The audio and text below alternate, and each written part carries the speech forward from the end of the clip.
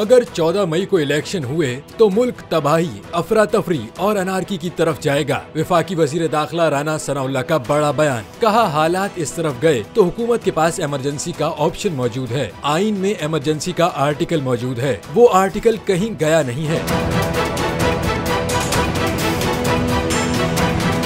वफाकी वजीर दाखिला राना सनाउल्लाह ने इस्लामाबाद में प्रेस कॉन्फ्रेंस करते हुए कहा कि बिलावल भुट्टो ने इमरजेंसी या मार्शल लॉ के इम्कान की बात की है। इसका एक जवाज है, जब हर अहम केस वही 3 जज सुनेंगे तो फिर जवाज पैदा हो जाता है। कहा इलेक्शन आइन में दी गई स्कीम के मुताबिक निगरान हुकूमत के सेटअप के तहत एक ही रोज होने चाहिए। कोई ऐसा फैसला नहीं आना चाहिए जो मुल्क को मजीद अफरा तफरी की तरफ धकेले।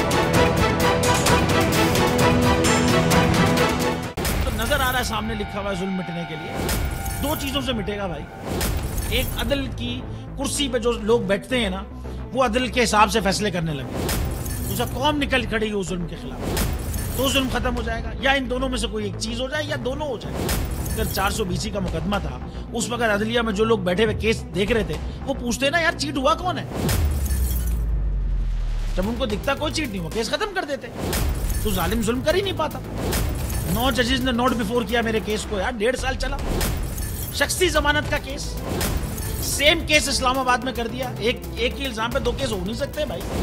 मतलब 60 दिन का वक्त होता है, 102 दिन के बाद मैं जीत गया, केस बरी हो गया, 102 दिन के बाद अपील फाइल की, एक्सेप्ट कर ली। नहीं करते ना एक्सेप्ट, खत्म हो जाता ना जुल्म यार। भरी अदालत में मुझे बरी कर दिया, फिर पता नहीं क्या हुआ, 2.5 घंटे बाद का नोट बिफोर, मैं नहीं सुनता ये केस। खड़े रहते अपने फैसले, मिट जाता जुल्म। अल्लाह ताला ने बिठाया इस इन कुर्सियों पे इनको यार, ये अल्लाह ताला की तरफ से फैसले कर रहे हैं। तो या तो ये फैसले आएंगे, जुल्म मिट जाएगा, या कौम खड़ी हो जाएगी जुल्म के खिलाफ।